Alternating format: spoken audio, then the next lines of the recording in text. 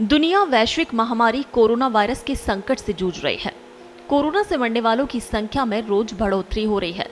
इस वायरस से अब तक 1,50,000 से ज्यादा जानें जा चुकी हैं और संक्रमित मरीजों की संख्या 22 लाख पहुंच गई है। साथ ही पूरी दुनिया में इसके 5,47,000 से ज्यादा लोग ठीक हो चुके हैं।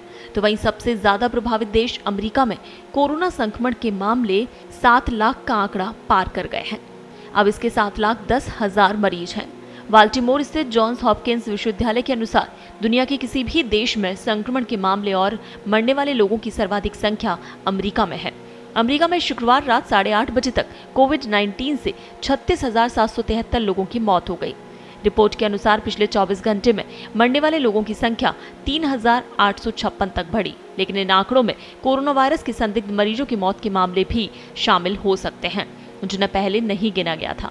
इसलिए अमेरिका के रोग नियंत्रण एवं रोकथाम केंद्र ने शुक्रवार तक मृतकों की संख्या 33,049 बताई।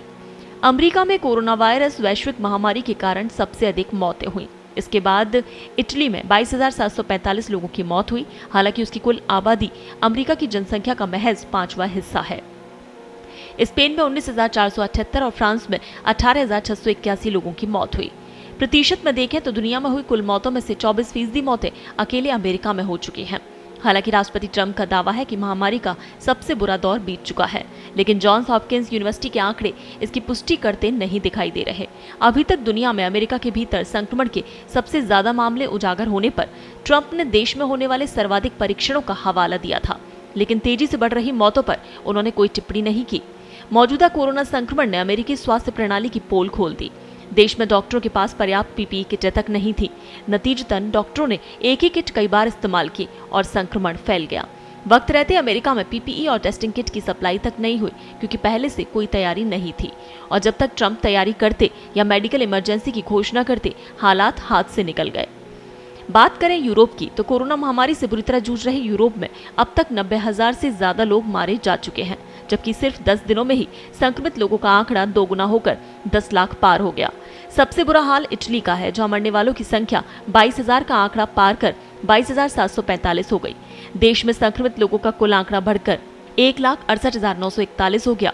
जर्मनी में संक्रमितों की संख्या 1,33,830 हो गई है, जबकि रॉबर्ट कोच के आंकड़ों के मुताबिक पिछले 24 घंटों में कोरोना के 3,380 मामले सामने आए। देश में एक दिन में 299 लोगों की मौत के साथ कुल मृतकों का आंकड़ा 3,868 हो गया। स्पेन में पिछले 24 घंटों में 585 लोगों की मौत के साथ कुल मृतक संख्या 19,500 पर पहुंच गई है।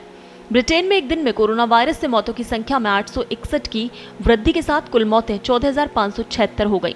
यूनिवर्सिटी कॉलेज लंदन में इंस्टीट्यूट फॉर ग्लोबल हेल्थ के निदेशक एंथनी कोस्टेलो ने कहा, प्रकोप की पहली लहर खत्म होने तक देश में 40,000 मौतें हो सकती हैं, जबकि सरकार ने देश में 7 मई तक लॉकडाउन बढ़ा दिया है। वहीं बांग्लादेश सरकार ने घोषणा की है कि पूरा देश कोविड-19 के खतरे से जूझ रहा है, क्योंकि महामारी देश के अनेक हिस्सों तक फैल गई है। बांग्लादेश में शुक्रवार को एक दिन में मौत के सर्वाधिक मामले सामने आए और 15 लोगों की मौत के साथ मृतक संख्या 75 पहुंच गई। स्वास्थ्य सेवा महानिदेशालय ने आदेश के तहत पूरे देश को जोखिमपूर्ण क्षेत्र घोषित किया। ईरान में 24 घंटों में 89 लोगों की मौत के साथ महामारी से मौत का आंकड़ा कुल 4,958 तक पहुंच गया। ईरान में लगातार चौथे दिन कोरोना वायरस से मौत का आंकड़ा 2 अंकों में रहा। स्वास्थ्य मंत्रालय के मुताबिक देश में कोरोना वायरस संक्रमण से 4,958 लोगों की मौत हुई है। ये लगातार 6वां दिन है जब पश्चिमी एशियाई देशों के आधिकारिक आंकड़ों में कोरोना वायरस से दैनिक मौतों में कमी आई है। आइए अब नजर डालते हैं देश और दुनिया के संक्रमण के केस और उनकी मौतों पर। सबसे पहले बात विश्व की करते हैं, जहां पर मौतें हुई हैं 1,54,212 और केस आए हैं 22,62,625। अमेरिका की अगर बात करें तो मौतों का आंकड़ा है 36,822 और संक्रमण के केस आए हैं 7,282। इटली में मौत हुई है 22,745, केस आए हैं 1,72,434।